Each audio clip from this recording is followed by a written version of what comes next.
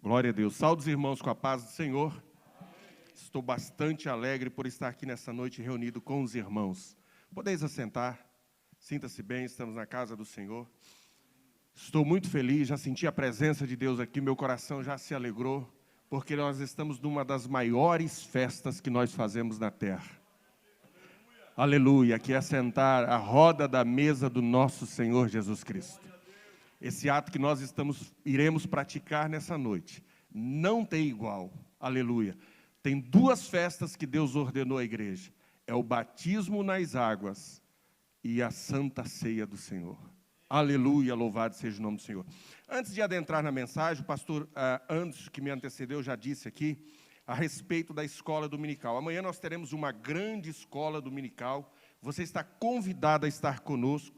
Nós estaremos estudando um tema muito importante, que é a nossa segurança vem de Deus. E quando nós pensamos assim, a inquietude, né? A preocupação, a ansiedade, ela sai da nossa vida e passa exclusivamente para a mão de Deus, e nós temos uma vida tranquila, uma vida abençoada. Por mais que esteja caindo bombas, dificuldades, lutas, tribulações, nós vamos estar firmes, porque a palavra do Senhor assim nos orienta. Então eu te convido amanhã a estar aqui conosco. O texto áureo da nossa lição vai estar em Lucas capítulo 15, versículo 15. A vida de qualquer um não consiste na abundância do que tem. Então a nossa vida não é consistente nas riquezas materiais. Então venha, participa conosco, será uma bênção para mim e para a sua vida. Ainda eu quero ler aos irmãos, Atos dos Apóstolos, capítulo 5, versículo 25, que diz assim: Partiu então Barnabé para Tarso, à procura de Saulo, e tendo achado, levou para Antioquia para um ano inteiro se reunirem naquela igreja, e ensinaram muita gente em Antioquia, e os discípulos pela primeira vez foram chamados cristãos. Então, irmãos, quando nós começamos a ler o livro de Atos e meditar na palavra de Deus, nós vemos que a igreja é o que é hoje, porque primeiro foram ensinados. Vou ler de novo os versículos para os irmãos. E tendo achado, levou-o para Antioquia para um ano inteiro se reunirem na igreja e ensinaram muita gente. Irmãos, nós temos alguns estilos de culto. Nós temos culto de ação de graça, nós temos culto de ensino, e nós temos culto também evangelístico, culto voltado para a pregação. Irmãos, cada culto tem uma finalidade específica. Todos é para adorar a Deus, mas tem uma especialidade. A Igreja Assembleia de Deus tem dois cultos de ensinos. Dois cultos de ensinos específicos para ensino. É escola dominical e culto de quinta-feira. Às vezes eu me sinto triste, que eu não vejo você aqui nas quintas. E muitas vezes também não vejo você no domingo. Então, você está perdendo os cultos de ensino. E eu quero provar para você na Bíblia Sagrada que o crente vive de ensino. O crente vive de ensino. Escuta o que eu estou te dizendo. O crente vive de ensino. Nós estamos perdendo as características cristãs porque temos deixado e abandonado o ensino.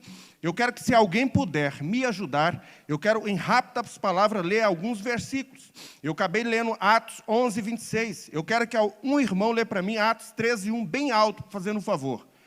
E vai ser uns 4, 5 versículos. Quem estiver preparado e afiado, pode me acompanhar. Atos 13, 1. Vamos ver o que diz a Bíblia? Pode ler.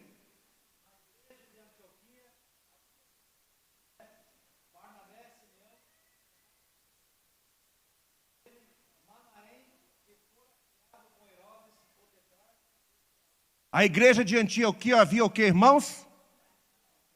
Mestres, profetas e mestres. Mestres é quem ensina, professores. Aqui também nós temos muitos professores, aqui é o tanto de obreiros, aqui ensinadores da palavra de Deus.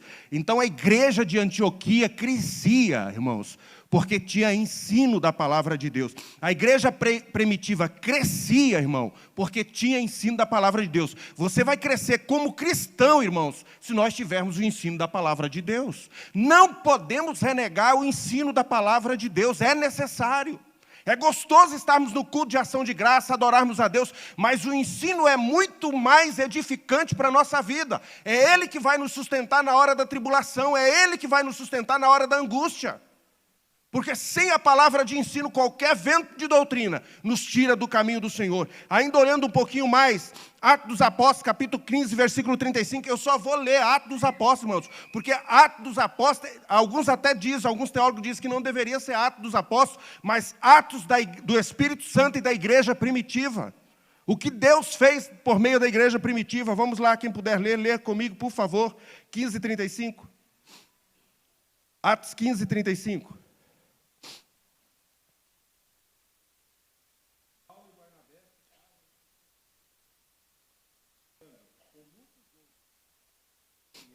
Leia, por favor, de novo, irmão. Vou até pôr o microfone aqui. E Paulo e Barnabé ficaram em Antioquia, ensinando e pregando com muitos outros a palavra do Senhor. Você viu que a Bíblia faz distinção entre ensino e pregação? Eles faziam o quê? Ensinavam e pregavam. A pergunta é, você está sendo ensinado? Só temos 2 cultos de ensino. Você vem? Você responde, meus irmãos, não precisa responder para mim.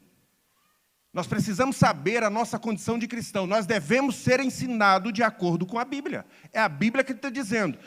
Os irmãos pregavam e ensinavam. Louvado seja o nome do Senhor. Mais um último versículo na palavra de Deus que se encontra em Atos dos Apóstolos, capítulo 28, versículo 31. Por gentileza.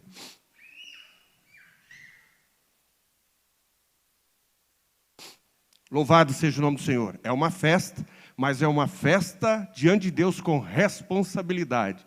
Devemos saber a responsabilidade nossa como cristão diante de Deus. Louvado seja o nome do Senhor. Atos 28 e 31.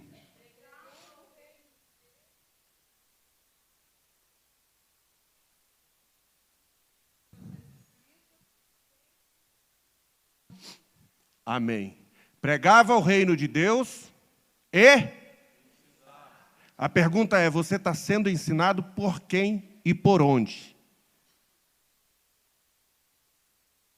Responda a Deus e ao Espírito Santo. Nós precisamos ser ensinados. Eu, às vezes, ensino, irmãos, eu sou um dos professores, mas eu também me assento para aprender. Tem alguém me ensinando também. Então, é assim que nós andamos, ensinando e sendo ensinados. Que essa palavra esteja no teu coração. Eu cantei esse hino e me emocionei muito. A noiva preparada para encontrar com Cristo nas nuvens. O meu desejo, irmãos, é morar lá. Quando eles cantaram, eu lembrei de João 14, a morada. Eu quero voltar para a morada eterna. Eu fui criado e vim de lá. Deus me formou do seu sopro. Eu fui gerado pelo Espírito Santo de Deus. Eu quero voltar para casa. Eu não quero tomar outro caminho a não ser o caminho da eternidade, o caminho para o céu. Louvado seja o nome do Senhor. Que o Senhor nos ajude a chegar lá. Louvado seja o nome do Senhor. A fé cristã é uma fé viva. Nós não somos religiosos, irmãos. Nós não somos religiosos. Nós somos cristãos. Nós vivemos o que aprendemos. E aprendemos aquilo que nos ensina. Então, vamos nessa noite colocar essa palavra no nosso coração. O pastor Anderson já até me antecedeu e disse que o povo de Deus erra por não conhecer as Escrituras. Não seja um desses. Teve a oportunidade, abriu a porta do teu coração. Irmãos, a coisa é tão séria que hoje você está aqui sentado. Deus te deu, abriu a visão. Só que se por um momento essa visão fechar, e Deus te guarda e te protege que isso não aconteça. Se você saia daqui para voltar só pela misericórdia de Deus. Você já deve ter conhecido alguém nesse estilo. Porque quando a nossa visão fecha, quando Deus parece que para de iluminar aquilo que Ele queria mostrar, seja por desinteresse, seja por vontade, parece que por nós não conseguimos enxergar o que outrora nos enxergávamos. Agradeça a Deus pela chama do Espírito Santo ainda está acesa no teu coração, e poder entender esta palavra que eu vos digo nessa noite, que o Espírito Santo fala em teu coração. Louvado seja o nome do Senhor. Para que essa chama nunca se apaga. Mesmo que ela fumega, mas que ela nunca se apague. Louvado seja o nome do Senhor. Agora, nessa data tão maravilhosa, eu quero ler um texto na Bíblia Sagrada, muito desconhecido dos irmãos, mas é um texto que nessa data eu creio seja muito propício, porque ardeu no meu coração esta mensagem. Isaías 53. Louvado seja o nome do Senhor. O texto de Isaías nos diz assim: eu queria que você, junto comigo, meditasse na profundidade das escritas dessa escritura.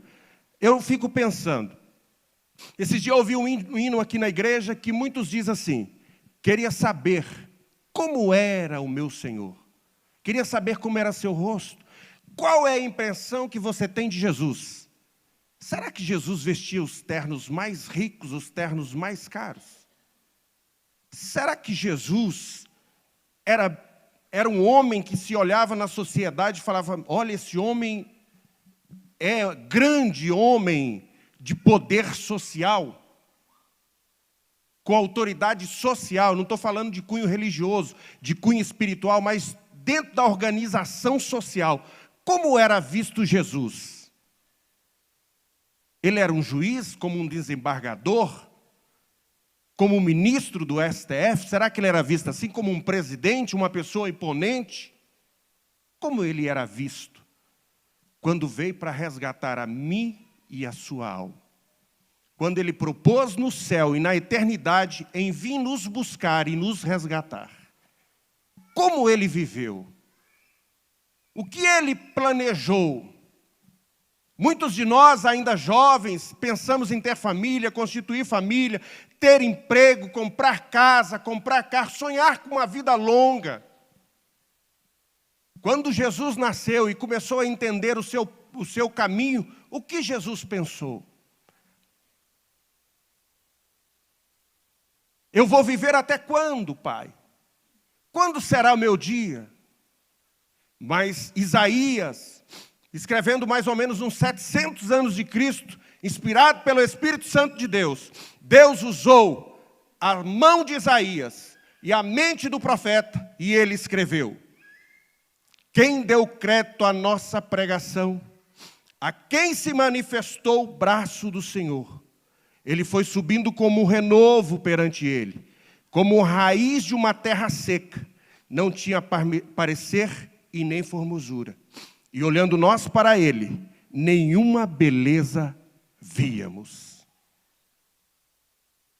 Como raiz de uma terra seca. A terra que é a humanidade, irmãos. Terra seca, improdutiva diante dos olhos de Deus. Nada tinha. Nada poderia oferecer a Deus em resgate das nossas almas. Porque Deus olhava do céu e via uma terra seca. Sem nada. Mas aí a Bíblia diz, o profeta sendo inspirado por Deus, ele vê aquela terra seca, e dentro daquela, imagina uma terra árida, tórrida, sem possibilidade de produzir. Mas o profeta, inspirado por Deus, aquela nação, aquele povo, aquele mundo sem esperança, Deus, na sua infinita sabedoria, usa a pena do escritor, e ele começa a dizer: uma raiz é como uma raiz numa terra seca. E eu começo a ver brotos, irmãos, não somente uma raiz, mas um broto. E não tendo ele parecer e nem formosura, olhando para ele, nenhuma beleza víamos para que desejássemos. Era desprezado e o mais indignos entre homens, homens de dores e experimentado no sofrimento, como que de quem os homens escondiam o rosto. Era desprezado e não fizemos dele caso algum. E não fizemos dele caso algum. Isaías está narrando a vida de Cristo. Bem verdade que muitos que seguiam Jesus, irmãos, seguiam por interesses. Por interesses. Alguns por causa de pão, outros por causa de milagre. E acabava sendo contaminado e sendo salvo. Porque a palavra de Deus nos contamina. Mas o interesse imediato em seguir Jesus, às vezes, era por um milagre, por uma cura, por uma libertação momentânea. Mas Jesus não estava vindo para trazer uma libertação terrena, uma libertação momentânea. Mas Jesus estava vivendo, para nos libertar da garra do inferno, da garra da morte. Aleluia! E nesse aspecto ele era desprezado, ele era o mais indigno. Porque todos os homens, os religiosos da época, achavam-se justos em si mesmo, na sua própria justiça. Achava que não precisava de salvação, que não precisava de um Messias, que não precisava de um Cordeiro Pascual, que podia justificar os seus próprios pecados diante de Deus. Mas a visão de Deus é uma terra seca, improdutiva, que nada tem a oferecer a Deus. Aleluia. E o profeta continua escrevendo: verdadeiramente tomou sobre si as nossas enfermidades, as nossas dores levou sobre si, contudo nós o consideramos aflito de Deus, ferido de Deus e oprimido. Você pode imaginar, irmãos, isso sobre o ombro de um ser humano?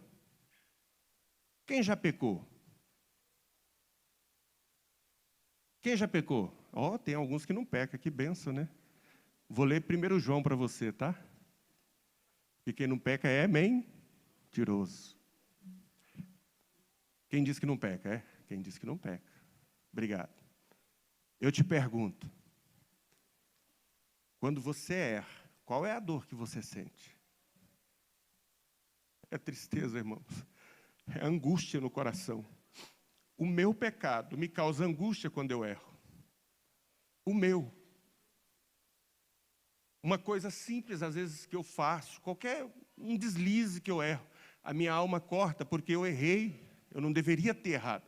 Agora, você imagine Cristo suportando todo o nosso pecado, o pecado da humanidade sobre seus ombros.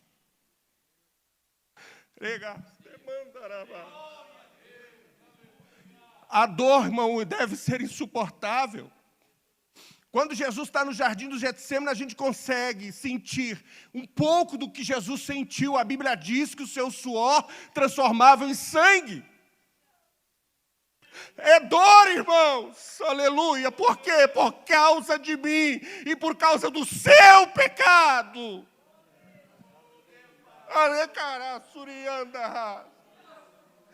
Aleluia! Ele morreu para que nós tivéssemos o direito de vida eterna. Ele morreu para que os nossos pecados fossem perdoados. Aleluia! Aleluia! Mas ele foi, aleluia, oprimido de Deus, aleluia, para que nós pudéssemos ter alegria e paz com o Pai, aleluia. Sabe por quê, irmãos? Porque se Jesus não tivesse feito, eu não estaria nessa noite, neste lugar, porque os meus pecados me condenam. Mas a minha esperança é que o sangue de Jesus Cristo me purifica de todo o pecado. Aleluia! Aleluia! Glorificado seja o nome do Senhor. E o escritor, ele ainda vai dizer: ele, porém, foi ferido pelas nossas transgressões e moído. Eu quero que você preste atenção na palavra que o escritor está dizendo. Irmãos, eu não sei o que ele está vendo, eu não sei o que ele está presenciando, mas ele usa essa palavra, ele foi moído pelas nossas iniquidades. E o castigo que nos traz a paz estava sobre ele. Você sabe por que você tem paz hoje? Sabe por que você consegue ser cristão hoje? Por causa da dor, por causa do sofrimento e por causa das suas pisaduras. Nós hoje temos paz com Cristo. A nossa mente consegue comunicar com Deus, porque alguém pagou o preço da nossa redenção. Alguém pagou a nossa dívida com Deus e podemos então nos alegrar com Ele. E aí o escritor ainda vai dizendo Todos nós andávamos desgarrado como ovelha, cada um se deleitava pelo seu próprio caminho, e o Senhor fez cair sobre ele a iniquidade de todos nós. Ele foi oprimido e humilhado, mas não abriu a sua boca. Ele não abriu a sua boca. Ele pagava uma conta que não era dele. Ele pagava uma conta, uma dívida que eu e você jamais poderia pagar. Ele sabia o que Deus lhe propôs sobre os ombros, o que ele combinou na eternidade, antes que o homem fosse criado. E ele aceitou o seu desígnio. Ele aceitou obedecer a Cristo e suportar toda a dor para que nós tivéssemos a alegria e a comunhão com Ele. Ele foi oprimido e humilhado, mas não abriu a sua boca. Como cordeiro foi levado ao matadouro, e como ovelha muda perante os seus tosqueadores, ele não abriu a sua boca. Pela opressão e pelo juízo foi tirado. E quem pode contar a sua linhagem? Jesus foi cortado da terra. Jesus teve a sua vida ceifada aos 33 anos de idade. As nossas épocas, a flor da juventude. Jesus não viveu regalias, irmãos. Jesus, no seu tempo, o único veículo que a Bíblia relata que Jesus montou foi num jumentinho, filho de uma jumenta. Jesus nunca teve veículos para se locomover. Jesus nunca vestiu as melhores roupas. Jesus não foi o maior milionário da terra. O diabo até lhe ofereceu toda a glória do mundo para ele. Mas ele veio humilde, para que através da sua humildade, ele pudesse nos comprar, pagar o preço da nossa redenção em Cristo Jesus. Para que nós pudéssemos, irmãos, ter a comunhão com Cristo, com Deus. Eu fico imaginando, quem queria perder as suas vidas aos 33 anos? Nós como os humanos. Viver uma vida de 0 a 33 anos sem gozar qualquer prestígio na terra. Ele foi rejeitado entre os próprios seus. Ele não era reconhecido entre os rabinos. Os rabinos tratavam ele como um falso profeta. Aqueles que eram seus nem os receberam, diz a Bíblia Sagrada. A Bíblia diz que ele pregava nos montes, nos vales, nos campos, fora da cidade. Sabe quando Jesus pregou? Quando Jesus pregou em Jerusalém, ele foi crucificado. Sabe onde Jesus pregava? Longe dos holofotes. Jesus pregava nos montes, Jesus pregava nos vales, na beira do mar, na beira da praia, longe das cidades. Tudo isso ele fazia para que a sua mensagem repercutisse e alcançasse vidas para a glória do nome do Senhor. O plano era de Deus, a execução era do Filho e a continuidade do Espírito Santo. Pai, Filho e Espírito Santo trabalhando na redenção humana. É uma obra miraculosa. Não tem preço. Não pense que você é salvo por sua mão. É salvo pelo Pai, Filho e Espírito Santo. Pai planeja, Jesus executa o plano da salvação. O Espírito Santo dá a continuidade do plano nossa vida e nosso coração, falando todo dia conosco. Permaneça firme, porque a salvação é chegada. O Espírito Santo está adornando a noiva, aleluia. Aleluia, o Espírito Santo adorna o povo de Deus. O caráter molda como cristão, molda-nos como a imagem de Cristo. Sendo ensinado dia após dia. Louvado seja o nome do Senhor Deus. Aleluia. A sua linhagem foi contada. Quem pode contar a imagem de Jesus? Quantos filhos Jesus teve? Nenhum. A sua linhagem, diz o escritor, a sua linhagem foi cortada. Ele não casou. Ele não teve filhos. E o escritor vai dizer, pela opressão e pelo juízo, foi tirado. Quem pode contar a sua linhagem? Pois foi cortado da terra dos viventes, pela transgressão do meu povo. Ele foi atingido. Pela sua transgressão, ele foi atingido. Pelo que ele criou, irmãos, a Bíblia diz que tudo foi feito por ele, para ele. E tudo que foi feito por ele e para ele, quando ele veio em carne, nada disso ele aproveitou. Ele foi cortado da sua própria criação. Ele foi tirado da terra dos viventes.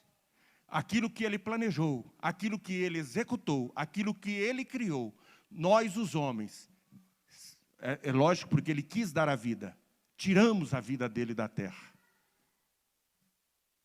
E ele fez isso para que nós tivéssemos a liberdade. Deram-lhe sepultura com os ricos e com os ímpios, e com o rico na sua morte. Embora nunca tivesse cometido injustiça, nem houvesse engano na sua boca. Todavia o Senhor agradou moê-lo, fazendo enfermar. Quando a sua alma se puser em expiação pelo pecado. Olha o salmista, olha o escritor, o profeta, irmãos. Todavia o Senhor agradou a moê-lo e fazê-lo enfermar.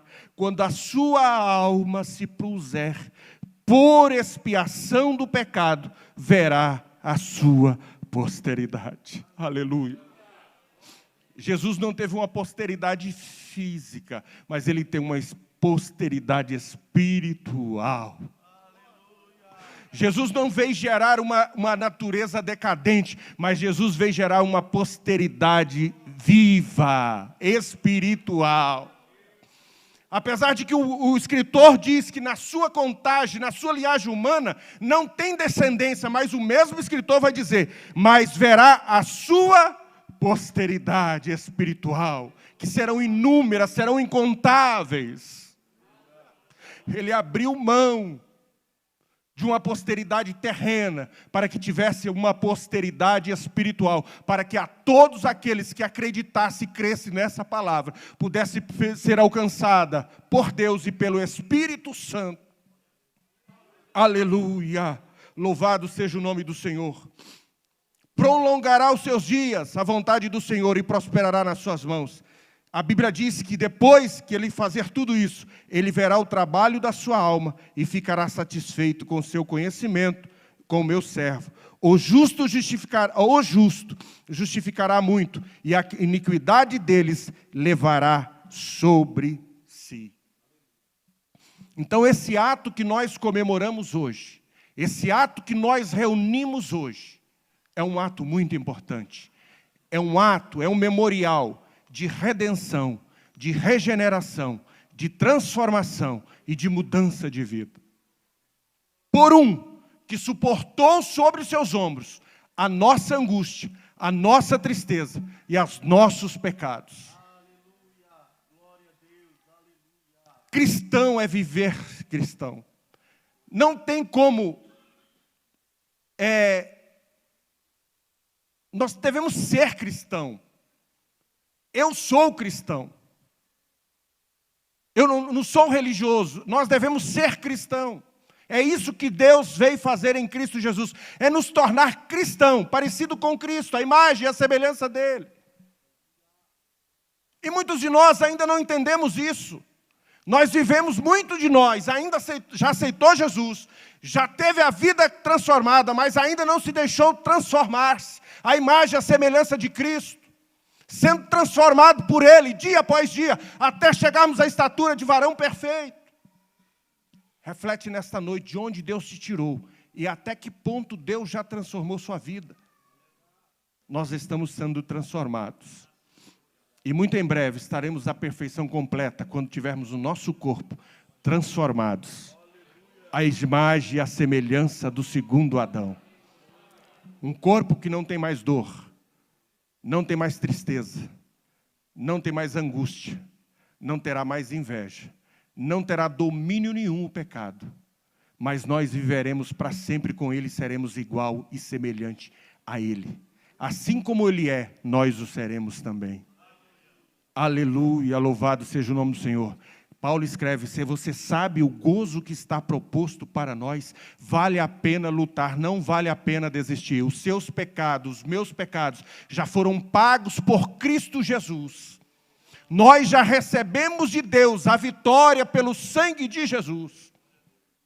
Não se deixe enganar, não se deixe enganado. Uma vez abertos os seus olhos da fé, segure a palavra no teu coração, alimenta a palavra de Deus no seu coração, para que o diabo venha e não roube aquilo que está no teu coração.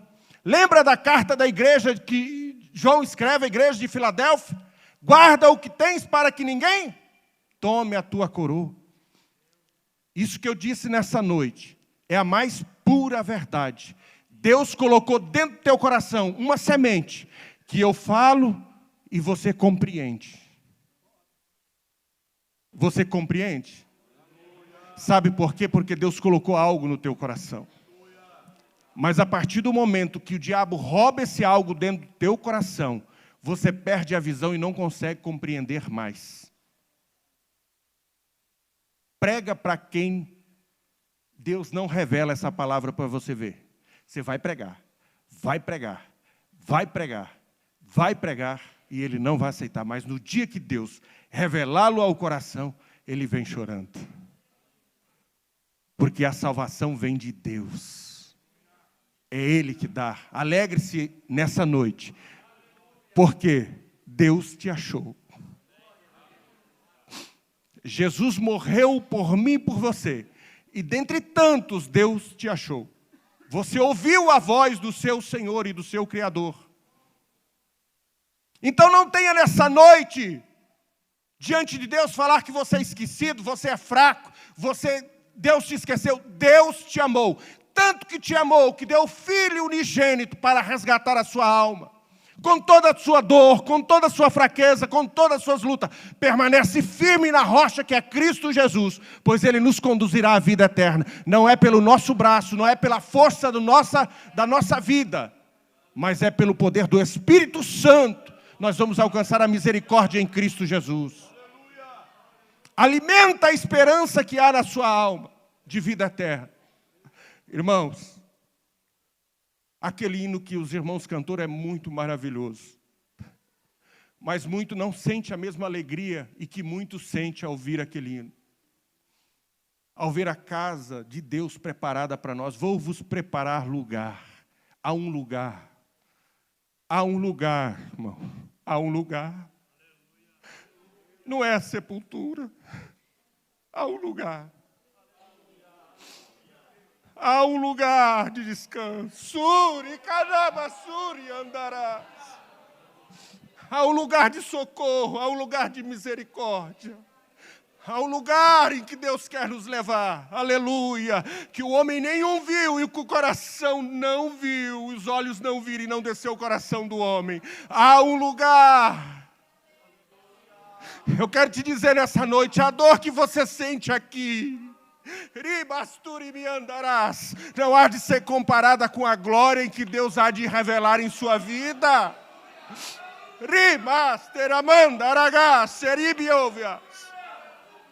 Deus tem planos para você, que são maiores que o seu e o meu plano nessa noite. Aleluia. Participa dessa noite, deste ato que faz esse memorial da morte e resgate de Cristo, mas também da sua vinda nas nuvens do céu para nos resgatar. Ouvirás tu o seu nome? Ouvirás o clamor da trombeta soando? Aleluia. Desprende das coisas desse mundo. Ame a Deus sobre todas as coisas. Ele é o seu Senhor. Ele é o seu Senhor. Ele é o seu Senhor. Não turbe o vosso coração. Somente crê. Porque nos momentos mais difíceis da nossa vida, às vezes nós não vemos Deus, mas Ele está contigo. Eu quero te garantir isso. Permaneça firme, porque uma vez você entregou a sua vida a Cristo, continue alimentando a esperança da salvação em sua vida, e preparando e andando nesse caminho, você chegará lá para a glória do nome do Senhor Deus. Você será contado dentre os milhões que lá chegarão. Aleluia, louvado seja o nome do Senhor. Com a permissão do pastor, posso fazer oração? Vamos orar nessa noite? Essa palavra, a qual tenho falado nessa noite e tenho no meu coração. Antes de orar, eu quero fazer um apelo para você. Há um lugar especial para você. Há uma casa, há um lugar de descanso. Eu não posso descrever. A nós não nos foi revelado. Mas há um lugar de paz. Há um lugar de tranquilidade, há um lugar de vida plena. Há um lugar onde nós temos íntima comunhão com o Pai, com o Filho e com o Espírito Santo. Eu quero te dizer nessa noite, em nome de Jesus, você que deixou, abandonou este caminho, Deus falou com você hoje. Você fazia tempo que não ouvia Deus falar com você, mas Deus falou com você hoje. A chama dos seus olhos espirituais tinha apagado, mas Deus reacendeu nessa noite. E Deus fez clarificar a palavra na sua mente novamente. Escuta o que eu estou te dizendo. Deus quer te salvar nessa noite. Eu não posso insistir, porque nós temos um outro ato aqui, que é a Santa Ceia do Senhor. Eu quero te convocar. Vem aqui em nome de Jesus, a igreja orará por você. E Deus abrirá os seus olhos espirituais e te dará força para caminhar. Em nome de Jesus. Em nome de Jesus. Não tenha vergonha. Deus foi humilhado por você. Muito mais vergonha passou Cristo por nós. Na caminhada, no Gólgota, a Bíblia diz que ele tropeçou. Mas ele permaneceu firme até a morte de cruz. Em nome de Jesus, não tenha vergonha, vem agora. Em nome de Jesus, eu quero orar por você. Em nome de Jesus. Em nome de Jesus. Louvado seja o nome do Senhor. Venha em nome do Senhor. Em nome do Senhor. A vida é uma realidade, a vida eterna é uma realidade. A sua vida não acaba na sepultura. Deus falou com você.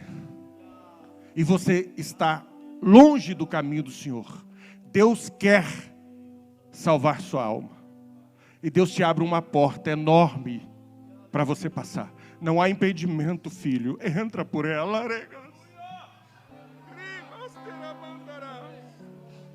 Deus quer salvar, meu irmão. Deus está te dando uma oportunidade nessa noite. Aleluia. Glória a Deus, está vindo uma pessoa aqui aceitar Jesus. Aleluia. Foi para isso que ele morreu, por essa vida. Para que ela pudesse ter a vida eterna em Cristo Jesus. Em nome de Jesus, em nome de Jesus.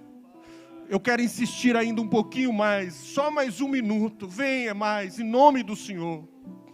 Há uma porta, há um descanso, a sua alma está atribulada, angustiada, aleluia, mas Deus quer te salvar nessa noite. Você não sabe a graça que eu sinto nessa noite ao falar essa palavra, se eu pudesse. Mas eu não posso te fazer nada, você que deve escolher. Deus te ama, aleluia, e Deus quer te salvar. Foi por isso que Ele morreu por nós.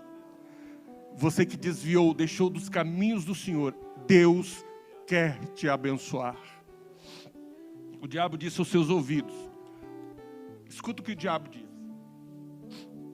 Ele falou assim, não vai. Não tem jeito mais para você. Eu te digo, em nome de Jesus está repreendido. Venha, Deus tem vida nova para você, porque Ele é mentiroso. Deus te ama, e eu disse o que Deus fez por você. Não perca tempo, em nome de Jesus, que as correntes sejam soltas, as prisões sejam quebradas, e o Espírito Santo tenha a liberdade de te trazer aqui nessa noite, em nome de Jesus. Eu falo com a autoridade de Deus nessa noite, em nome de Jesus. Venha reconciliar-te com teu Deus. Em nome de Jesus. Em nome de Jesus. Em nome de Jesus. Mas a escolha é sua. A escolha é sua. Nós temos aqui essa vida e eu estou muito feliz por essa alma aos pés do Senhor. Que Deus conserva o passo desse homem sobre a rocha que é Cristo. E que toda dificuldade que ele teve ao servir o Senhor nessa noite caia por terra, em nome de Jesus. e que toda prisão, e que toda corrente, e que todo vínculo maligno agora seja quebrado na autoridade da palavra de Cristo, e pelo sacrifício de Cristo Jesus. Nós vamos orar, e eu quero pedir um dos obreiros, por gentileza, se puder, orar com imposição da mão sobre a vida daquela alma, eu agradeço. Pai eterno, diante da Tua presença nesse momento, eu quero, Pai, interceder por essa vida e pelas vidas dos que aqui estão. Neste ato, Pai, ao qual nós iremos participar também nessa noite. Pai, por essa vida que se reconcilia contigo ou aceita o Senhor nesta noite. Pai, eu apresento em nome de Jesus essa vida, porque custou o preço do sangue do Teu Filho Jesus Cristo. Sei que o Senhor falou nessa noite e quis salvar mais alguém neste lugar, porém não ouviu a Tua voz. Que o Senhor tenha misericórdia dessa alma, que ao sair deste culto, Senhor, o Senhor a protege, porque a porta foi aberta, a opção foi dada, mas foi rejeitada. Em nome de Jesus eu te peço, guarda nessa noite e nos orienta na Tua palavra para a glória do Teu nome. É o que nós te pedimos em nome de Jesus. Amém.